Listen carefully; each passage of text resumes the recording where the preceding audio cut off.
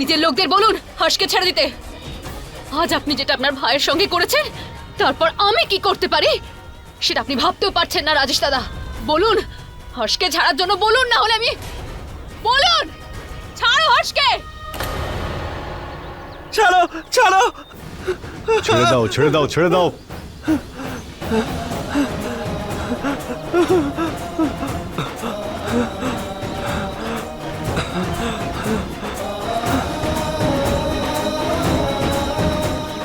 এই পিছনে যাও, যাও এখান থেকে, যাও। চলো চলো পুতুল, তাড়াতাড়ি চলো। পুতুল পালাও।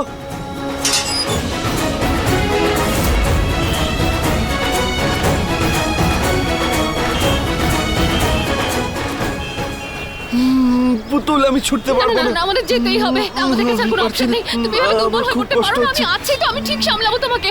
চলো।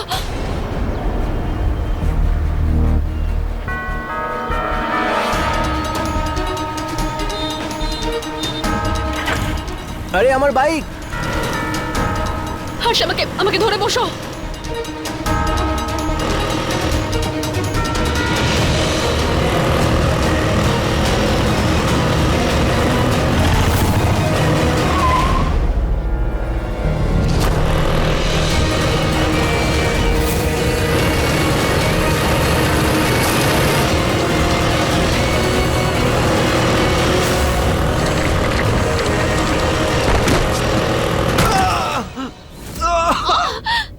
পুতুল তুমি ঠিক আছো? পুতুল তুমি ঠিক তুমি আছো? ঠিক আছো পুতুল তো? লাগেনি তো কোথাও তোমার?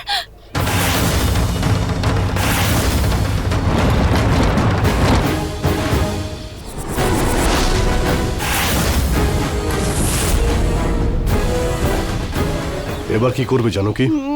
আমার পুতুলকে কিছু করবে না প্লিজ। রাজেশ দাদা একদম কাছে আসবেন আমার না। পুতুলকে যদি কিছু করো কাছে তাহলে আসবেন কিন্তু না একদম। আমি মেরে দেবো। হাত দেবেন না ওর গায়ে। পুতুল তুমি পালাও, পুতুল তুমি পালাও, পালাও এখান থেকে পুতুল।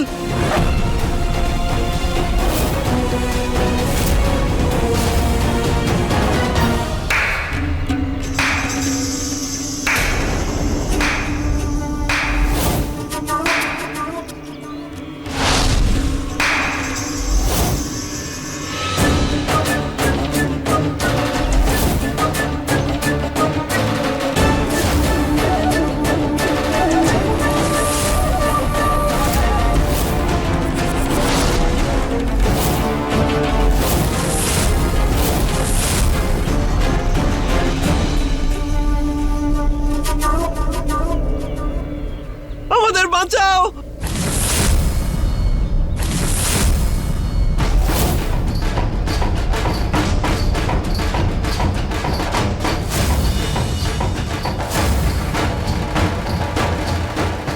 এই দাঁড়াও।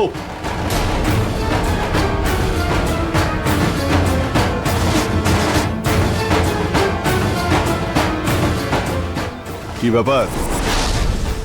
এটা আমার পরিবারের ব্যাপার, আর ও আমার ভাই। এখান থেকে চলে যাও, তুমি যাও।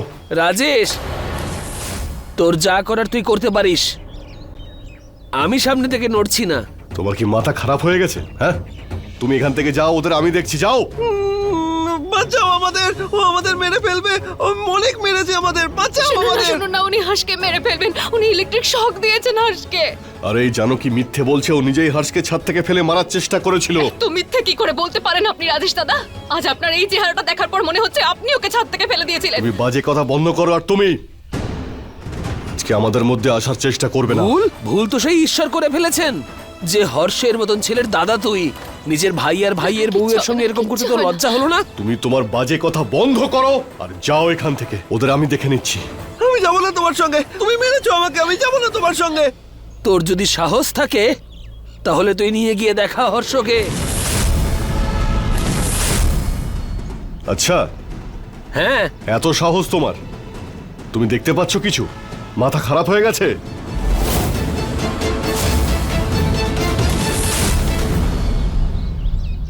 বাঁচাও আমাদের প্লিজ, প্লিজ।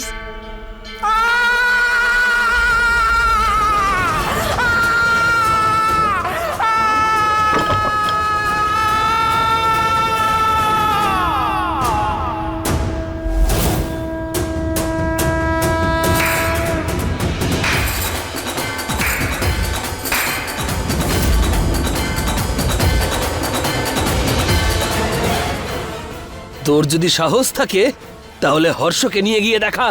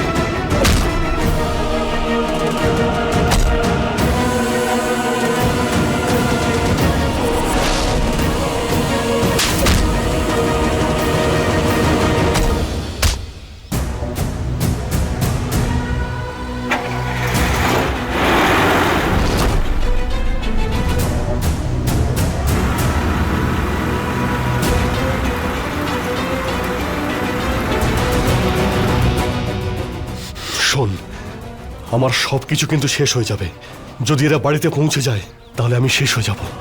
আর যদি হর্ষ মুখ খুলে সব শেষ হয়ে যাবে, তাড়াতাড়ি যা, যে কোনো ভাবেই হোক ওদের ধর। তার আগে এই জানকের কিছু একটা করতেই হবে।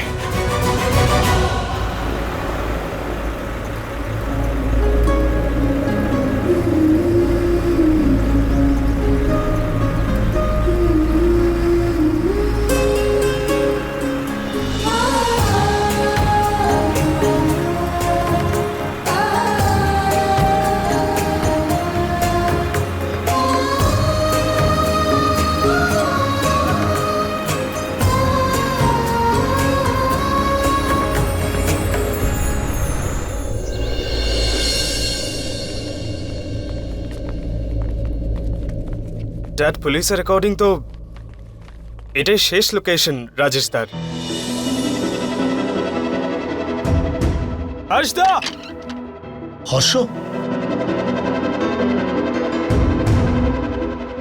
আরে এ তো হর্ষের ফেভারিট ফিল্ম।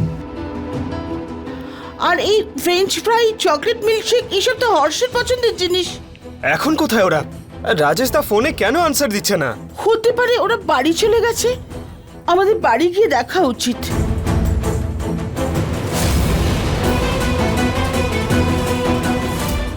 এটা এটা তো জানকী বৌদির ব্যান্ড। তার মানে জানকী বৌদি এখানে এসেছিল।